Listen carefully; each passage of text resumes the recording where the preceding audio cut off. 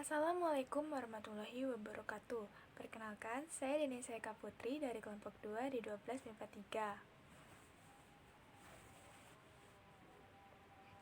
3. Saya bersama rekan saya yang lain, ada Anissa Nurmayanti, ada Nurul Hikmah, ada Siti Nurhalisya, ada Syaira Nabila, dan juga Yuki Maila. Di sini saya akan menjelaskan beberapa deskripsi program studi perguruan tinggi di Indonesia. Yang pertama, ada ilmu komunikasi. Definisi ilmu komunikasi yaitu bidang studi yang mempelajari komunikasi dalam berbagai tingkatan, mulai dari individu, media, periklanan atau publisitas, komunikasi interkultural, komunikasi media sosial, hingga seni. Ilmu komunikasi berhubungan erat dengan masalah fundamental dari hubungan antara manusia dengan sesamanya dalam bermasyarakat. Pengetahuan dan keahlian, yang pertama ada kemampuan berbicara di depan umum, yang kedua kemampuan dasar desain, yang ketiga kemampuan dasar fotografi, yang keempat kemampuan berpikir secara out of the box, yang kelima kemampuan menulis kreatif, dan yang keenam adalah teamwork.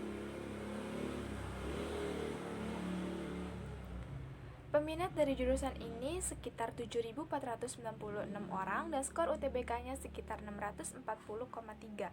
Jelas di setiap universitas berbeda-beda ya antara peminat dan juga skor UTBK-nya. Prospek kerjanya yang pertama, product manager, yang kedua bagian penjualan dan pelayanan atau customer service, yang ketiga penyiar, yang keempat video editor, yang kelima account eksekutif, yang keenam public relation atau humas, yang ketujuh jurnalis atau reporter, yang kedelapan produser TV atau radio, yang kesembilan content creator, dan yang kesepuluh telemarketer.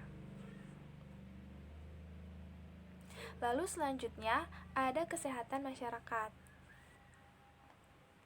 Definisinya, kesehatan masyarakat merupakan bidang ilmu yang mempelajari pencegahan dan pengobatan penyakit pada individu.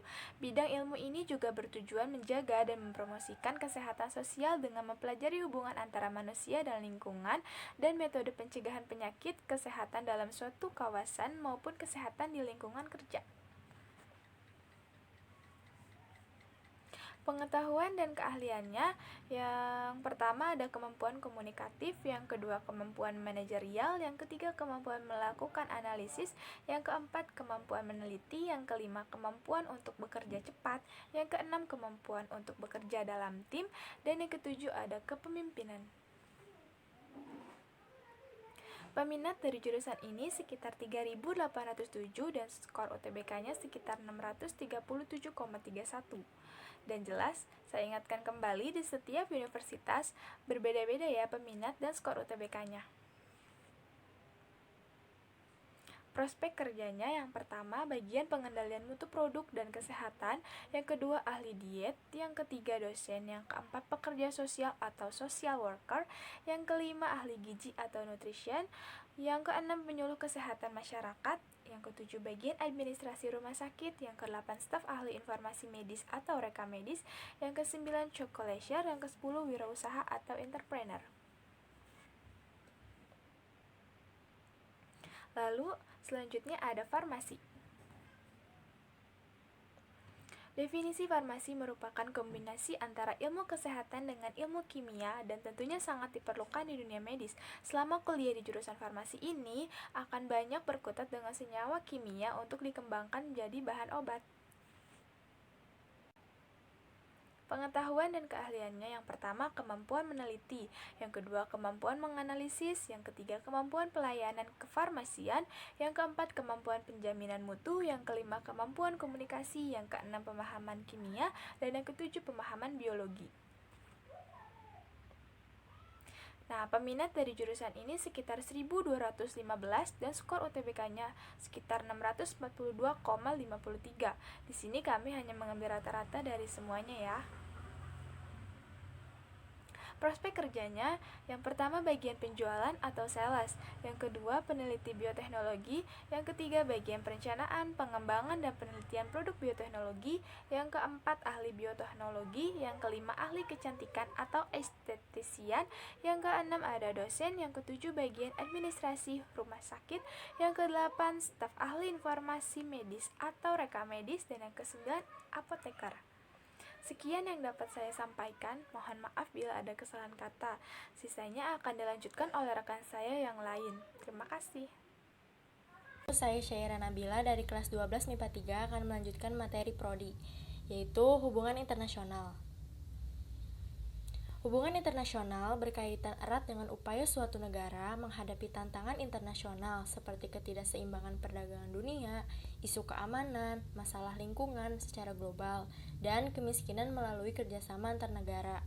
Kuliah di jurusan ini memungkinkan kamu untuk merasakan atmosfer internasional melalui berbagai simulasi pertemuan-pertemuan penting di dunia, salah satunya yaitu sidang PBB. Nah, pengetahuan dan keahlian dalam prodi hubungan internasional ini yang pertama yaitu kemampuan berkomunikasi, yang kedua kemampuan bahasa asing, yang ketiga kemampuan berpikir kritis, yang keempat kemampuan melakukan analisis, yang kelima yaitu kemampuan negosiasi dan persuasi, yang terakhir yaitu kemampuan problem solving. Problem solving yaitu kemampuan untuk menyelesaikan segala masalah dan mengambil keputusan yang sulit. Nah, problem solving ini merupakan salah satu soft skill yang harus dimiliki oleh setiap orang yang berguna saat sudah bekerja di sebuah perusahaan. Selanjutnya, peminat di prodi hubungan internasional yaitu sekitar 2.574 dan skor UTBK-nya yaitu 702,17. Prospek kerjanya, yang pertama itu pegawai negeri sipil, yang kedua itu politisi. Politisi ini disebut juga politikus. Yang ketiga eksportir, yang keempat diplomat. Diplomat itu merupakan perwakilan pemerintah suatu negara yang dinasnya di luar negeri dan melaksanakan kegiatan diplomatik maupun konsuler untuk memperjuangkan kepentingan bangsa negara serta pemerintahan negaranya di negara penerima ataupun organisasi internasional. Yang selanjutnya yaitu bagian tata usaha perdagangan luar negeri, konsultan pendidikan, penyiar, jurnalis, dan editor. Selanjutnya yaitu prodi ilmu politik. Jurusan atau program studi prodi ilmu politik merupakan cabang ilmu sosial yang membahas banyak mengenai teori dan praktik politik serta deskripsi dan analisis sistem politik dan perilaku politik. Ilmu ini berorientasi terhadap akademis, teori, dan riset. Nah, pengetahuan dan keahlian dalam ilmu politik yang pertama itu kemampuan berkomunikasi, kemampuan melakukan observasi, kemampuan meneliti, kemampuan melakukan analisis, berpikir rasional, problem solving, dan kemampuan negosiasi. Dan peminat pada prodi ilmu politik yaitu sekitar 431 sampai 944 dan skor UTBK-nya yaitu 654,62. Prospek kerjanya yaitu sebagai aparat pemerintah, anggota legislatif, aktivis LSM. Aktivis LSM itu yaitu lembaga swadaya masyarakat, yaitu sebuah organisasi yang didirikan oleh perorangan ataupun sekelompok orang yang secara sukarela yang memberikan pelayanan kepada masyarakat umum tanpa bertujuan untuk memperoleh keuntungan dari kegiatannya. Selanjutnya itu anggota partai politik, peneliti atau pengamat politik, jurnalis politik, tenaga pengajar, hubungan masyarakat, wirausaha, dan masih banyak. Ilmu gizi. Definisinya yaitu ilmu gizi adalah bidang ilmu yang mempelajari pentingnya nutrisi pada kehidupan manusia.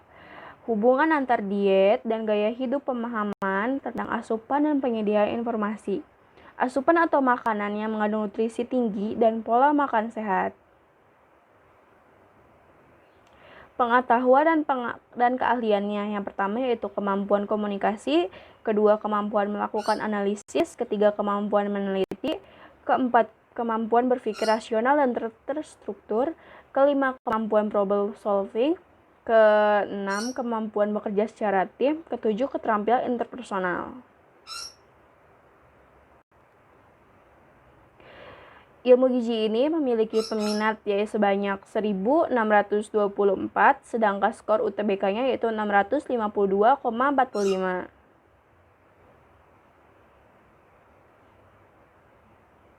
Lalu, desain komunikasi visual. Definisinya yaitu desain komunikasi visual atau lebih dikenal di kalangan aktivitas akademi di Indonesia dengan singkatan DKV. Pada dasarnya merupakan istilah penggambaran untuk proses pengolahan media dalam berkomunikasi mengenai pengungkapan ide atau penyampaian informasi yang bisa terbaca atau terlihat. Desain komunikasi visual erat kaitannya dengan penggunaan tanda-tanda sains, gambar drawing, lambang dan simbol, ilmu dalam penulisan huruf yaitu atau bisa disebut tipografi, lalu ilustrasi. Pengetahuan dan keahliannya yaitu bisa disimpulkan yaitu pertama, kemampuan komunikasi verbal, visual, tekstual, kedua, keterampilan menggambar teknis, ketiga, kemampuan mengoperasikan software gambar, keempat, kreatif dan inovatif, kelima, kemampuan melakukan analisis, keenam, kemampuan berpikir kritis. Di sini bisa dilihat yaitu peminatnya yaitu 1.491, sedangkan skor UTBK-nya yaitu 578,90. Lalu, DKV ini yaitu memiliki prospek kerja yang pertama web designer, kedua visual designer, tiga graphic designer, 4 ilustrator, 5 creative director, 4 art director, 4 freelance designer, 8 mobil designer, 9 fotografer, 10 animator. Saya Kimaila Aulia akan melanjutkan materi prodi ilmu keperawatan. Ilmu keperawatan merupakan bidang studi yang menyiapkan kamu menjadi seorang perawat. Di jurusan ini, kalian akan mempelajari teori dan teknologi baru untuk mengembalikan dan merawat kesehatan mental dan fisik seseorang yang mengidap suatu penyakit dan penyandang disabilitas. Bidang spesialisasi untuk setiap kelas perawat antara lain perawat dewasa, perawat anak-anak, perawat manula, perawat untuk mental, dan perawat jalan. Pengetahuan dan keahlian. 1. Kemampuan komunikasi, 2. Kemampuan berpikir kritis, 3. Kemampuan problem solving, 4. Kemampuan bekerja secara tim, 5. Keterampilan interpersonal, 6. Teliti, detail, dan tekun. Peminat di jurusan ilmu keperawatan yaitu sekitar 1.113 dan skor UTBK-nya sekitar 622,33. Prospek kerjanya 1. Perawat rumah sakit, 2. Perawat home care, 3. Medical representative, 4. Penulis buku kesehatan, 5. Perawat klinik kecantikan, 6. Asisten dokter, 7. Manajer data klinis, 8. Paramedis dan teknisi medis gawat darurat, 9. Manajer layanan medis dan kesehatan, 10. Ahli epidemiologi. Kedokteran umum.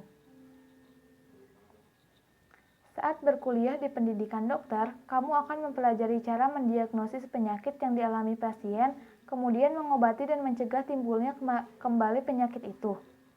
Selama kuliah, kamu banyak belajar anatomi tubuh manusia, biologi sel dan molekuler, genetika, biokimia, juga farmakologi. Kamu juga dibekali dengan latihan keterampilan dalam skill lab. Nah, setelah fase perkuliahan preklinik, kamu bakalan dapat pelatihan dasar di berbagai stage di rumah sakit. Setelah itu, baru udah diputuskan mau langsung ambil program spesialisasi atau bekerja pada institusi kesehatan. Pengetahuan dan keahlian. 1. Kemampuan melakukan observasi, 2. Kemampuan melakukan analisis, 3. Kemampuan berpikir kritis dan terstruktur, 4. Kemampuan problem solving, 5. Keterampilan komunikasi, 6. Detail, teliti, dan tekun. Peminat di jurusan kedokteran umum sekitar 1.468 dan skor UTBK-nya sekitar 682,85. Prospek kerjanya 1. Dosen, 2. Medical Education Unit, 3. Dokter umum, 4. 4 bekerja sebagai dokter struktural, 5 peneliti, 6 PNS, 7 kepala rumah sakit, 8 wira swasta, 9 bekerja di perusahaan kesehatan. Ilmu kesejahteraan sosial. Ilmu kesejahteraan sosial mengajarkan tentang pengetahuan dasar pekerjaan sosial, nilai, prinsip, dan etikanya. Kamu juga akan belajar kebijakan dan pelayanan sosial di tingkat lokal, nasional, dan internasional. Jurusan ini sangat cocok dengan kamu yang memiliki jiwa sosial tinggi dan serius mendalami bidang tersebut. Terlebih, jika kamu suka kegiatan di luar ruangan untuk berinteraksi dengan masyarakat secara langsung. Pengetahuan dan keahlian. 1. Kemampuan komunikasi, 2. Kemampuan advokasi, 3. Kemampuan melakukan analisis, 4. Kemampuan meneliti, 5. Kemampuan melakukan observasi, 6. Kemampuan berpikir logis, 7. Kemampuan problem solving, 8. Peka dan empati. Peminat di jurusan ini sekitar 795, dan skor UTBK-nya sekitar 649,61.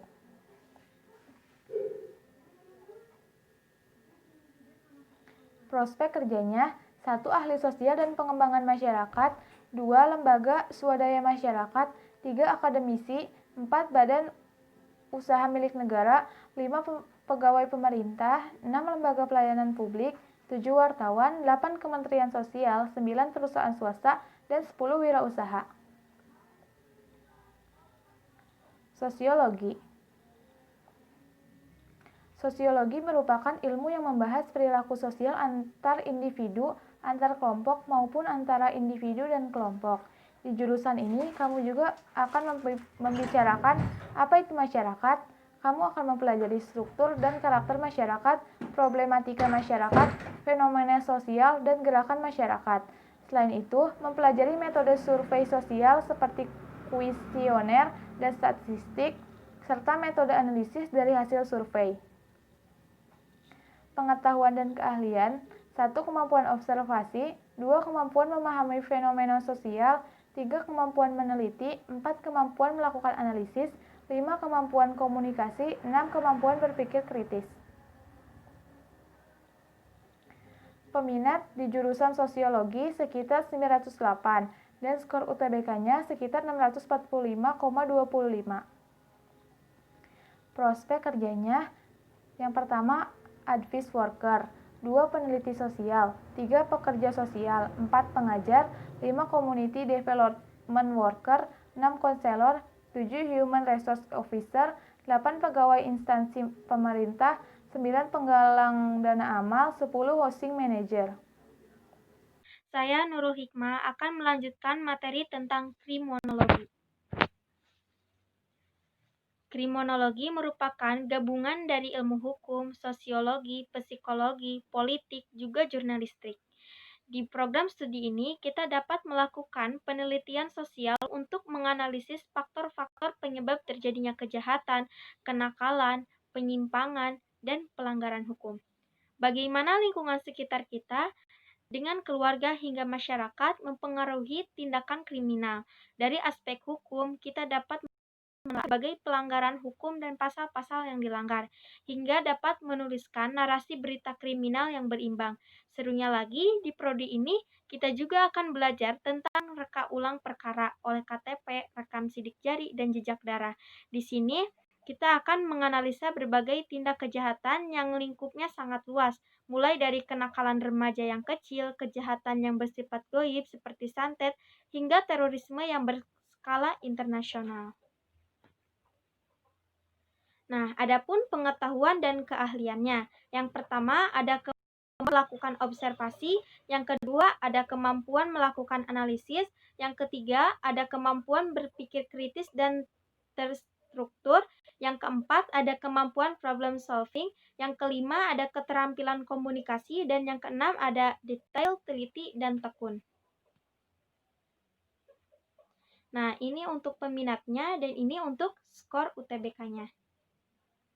Nah, ada juga prospek kerjanya. Yang pertama yaitu psikolog, yang kedua jurnalis, yang ketiga dosen, dan yang keempat bekerja di pemerintahan. Nah, untuk kedokteran hewan.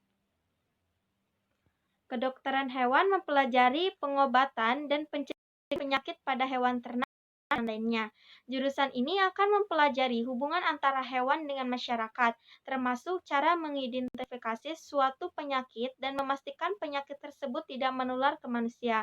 Selain itu, bidang studi ini juga mempelajari tentang pengembangbiakan hewan, pengelolaan pengembangbiakan hewan, serta pengolahan peternakan.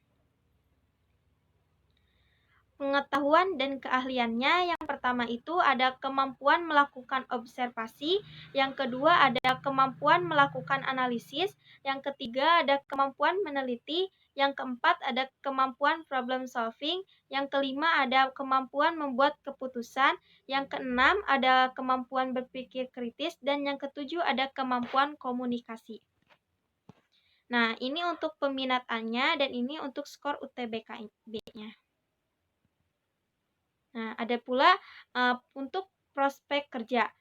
Kalau sudah dilantik jadi dokter hewan, kita bisa bekerja di rumah sakit hewan, klinik kesehatan hewan, atau membuka praktik pribadi. Kita juga bisa kerja di balai karantina hewan, kebun binatang, laboratorium, atau lembaga penelitian. Jadi, ada banyak sekali peluang karir yang menanti lulusan kedokteran hewan.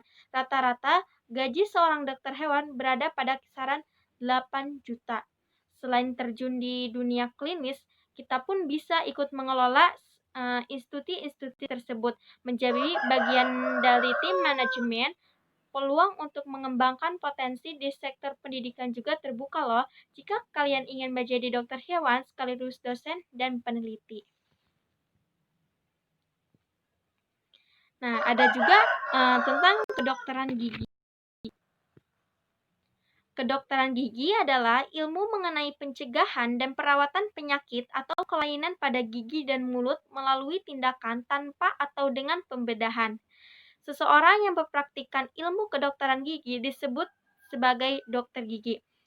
Praktikum kedokteran gigi meliputi tindakan preventif, promotif, kuratif, dan rehabilitatif. Terdapat kondisi gigi dan mulut individu ataupun masyarakat. Tindakan perawatan yang dapat dilakukan oleh seorang dokter gigi umum antara lain penambalan gigi berlubang, pembersihan karang gigi, pencabutan gigi, pembuatan gigi tiruan, dan merapikan gigi dengan alat ortodonsia lepasan. Adapun pengetahuan dan keahliannya, yang pertama ada kemampuan melakukan observasi, yang kedua ada kemampuan melakukan analisis, yang ketiga ada kemampuan berpikir sistematis, yang keempat ada kemampuan problem solving, yang kelima ada kemampuan komunikasi, dan yang keenam ada detail, teliti, dan tekun. Ini untuk peminat A-nya dan ini untuk skor UTBK-B-nya. Nah, untuk prospek kerjanya, kita itu yang sudah memperoleh surat tanda registrasi dokter gigi bisa praktikum di instansi kesehatan seperti rumah sakit, puskesmas, atau klinik dental care. Rata-rata gaji seorang dokter gigi berada pada kisaran 6 juta. Wah, banyak sekali ya.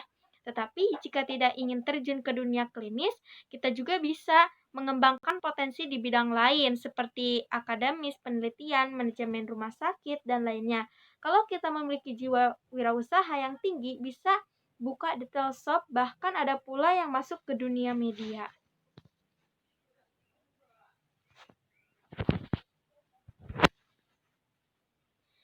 Nah, sekian dari saya, kurang lebihnya mohon maaf. Wassalamualaikum warahmatullahi wabarakatuh.